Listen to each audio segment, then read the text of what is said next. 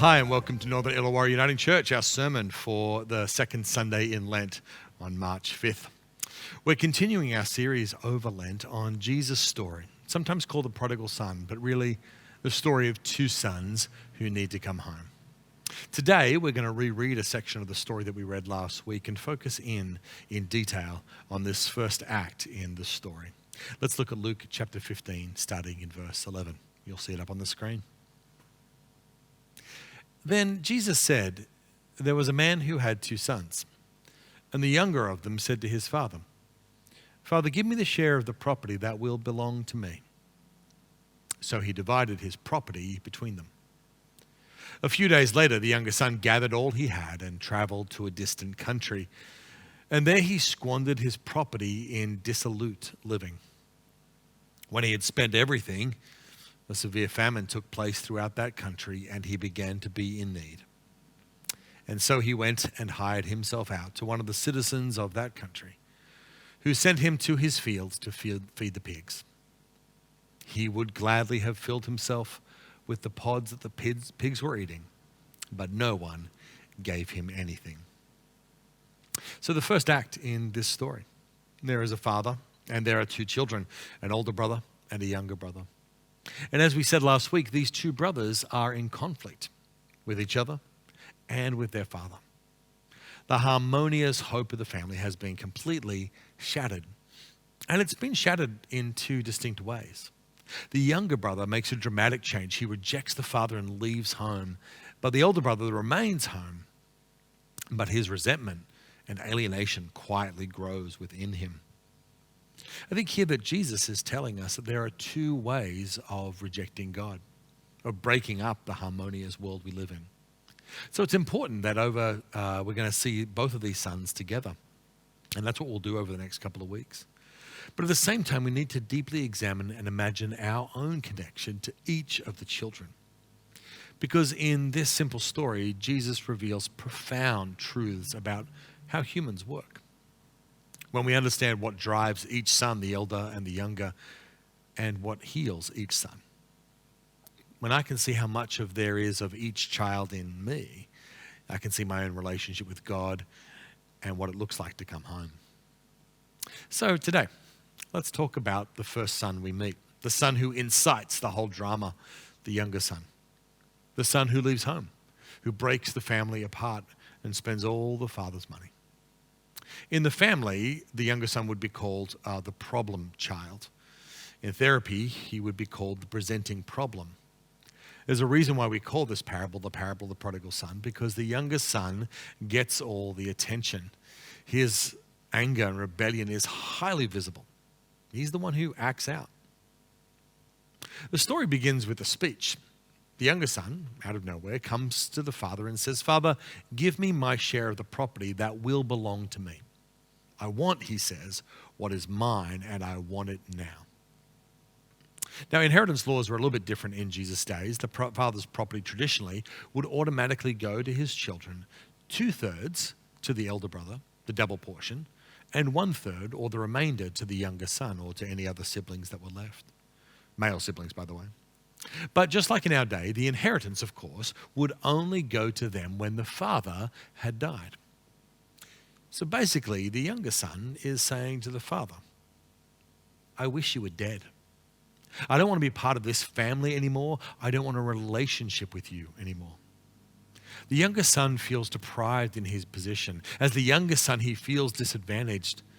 And so he takes what's his, and the step he takes, the words he says, I think we feel them 2,000 years later. They're devastating. He is saying to the father, I want your stuff, but I don't want you. You may as well die. Now you can imagine that people hearing this story would have been stunned. A son saying to his father this sort of thing. This kind of behavior was shocking, and the impact on the father and on the family would have been devastating. In fact, in the text here, when it says that the father divided his property amongst the sons, the word it says it divided his property, it says divided his life. The father divided his life, his bios. I think we can imagine today if your children asked you to sell your property now, liquidate a third of it, and simply give it to them to blow on whatever they wanted. It would be a staggering blow financially. You'd feel like your life had been torn apart. Everything you'd been built had been torn down. And not just financially, it would be a blow. It's a blow to the father's honor, to his standing in the community. And if you can imagine how shocking it is today, in first century Palestine, when tradition and familial loyalty were paramount, this would have been outrageous, unheard of. Honor culture would demand that the father, a traditional Middle Eastern father, would drive the son out with a beating, verbal and physical blows. Get out of here. In fact, if he killed the son, people would have said, well, probably deserved it. The father had every right to punish the son and send him away with nothing. Now, does the son's behavior shock us in the same way?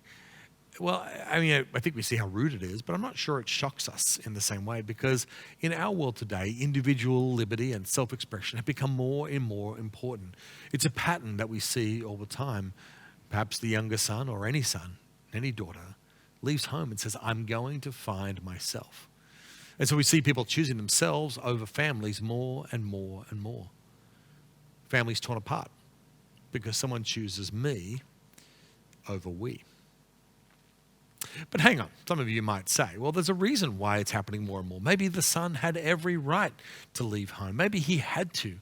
Maybe he couldn't express himself at home. Maybe it was oppressive to him. Maybe he was abused at home. Well, maybe.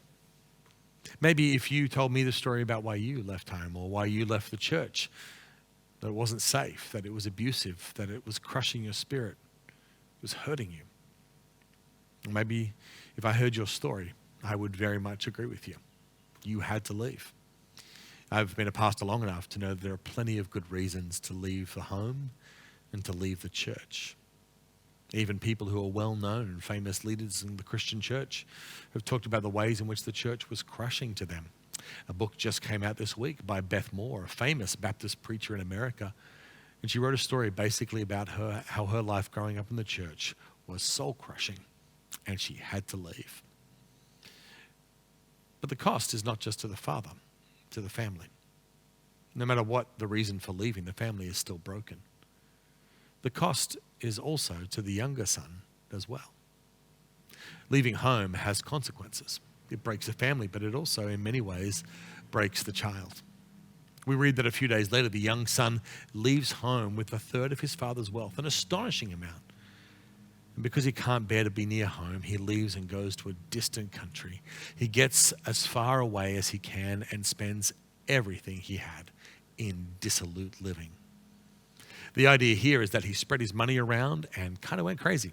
Bought friends, bought fun, bought experiences. He takes his father's property, remember his father's life, and he wastes it. He throws it away. He thought that spending it would give him life, but instead all that happens is the life is wasted. And eventually he finds himself down in the mud feeding the pigs with no resources, no friends, and no future. Home may have been bad, but being by himself, defining his own life, wasn't working out either. In a sense, you could say he couldn't live with his father, but he couldn't live without him. And maybe, perhaps, there was a way to return. That's where we'll get to eventually. And this is not the end of the story, of course. It's just the end of the first act. But I want to stop here because something shocking has actually arisen in the story so far. And it's something so radical to me, I think radical in our culture, that I think we need to stop and look at it. Remember last week I said that the purpose of parables is to shock us, to throw us off balance. Well, there's something shocking in the verses we've read in this first act. When the younger son says to the father, and insults him, demands him, blames him, leaves him, the father doesn't beat him. The father simply lets him go. He gives him what he asks for, and he lets him go. Now it's this that throws me. Though today we might frown upon the older practice of beating the child, none of us would approve of the father selling his property and giving it to the son. That would be crazy, we would say. Conservative parents might call it indulging the child. Progressive parents would call it enabling the child. But either way, the freedom that the Father gives here is shocking. It's as though the Son says to the Father, drop dead. And the Father does. The Father dies to his self, to his future, to the plans he had. He refuses to cut off the relationship. He offers all that he has to the Son. The Father refuses to control the Son, either through physical violence or through the threat of withholding good things. Instead of dishing out punishment, the Father takes it. Why is that? Why does the Father in Jesus' story do such a crazy, seemingly unhealthy thing? Well, it's because the Father hopes for a restored relationship with the Son. And punishment and power are unable to restore a relationship. If a parent wants to preserve a relationship with a child, they must eventually give up control.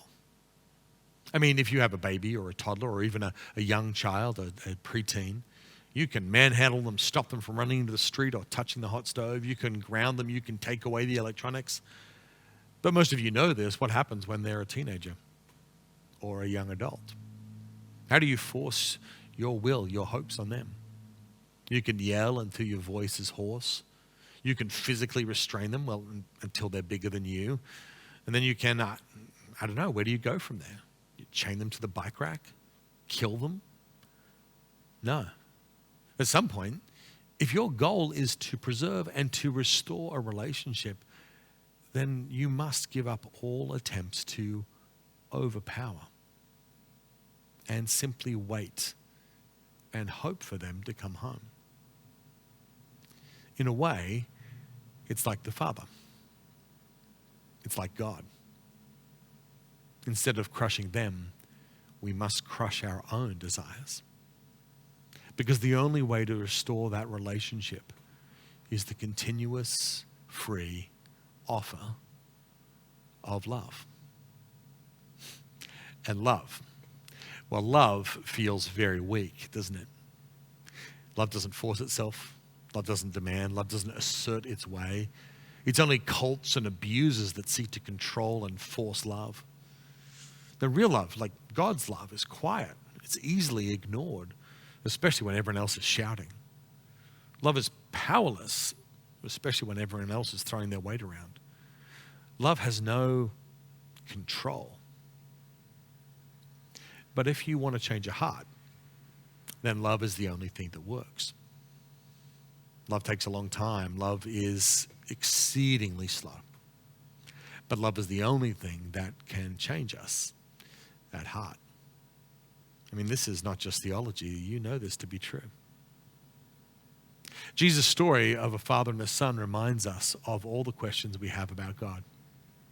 Why, in a world full of people making selfish and self-destructive choices, does not God step in?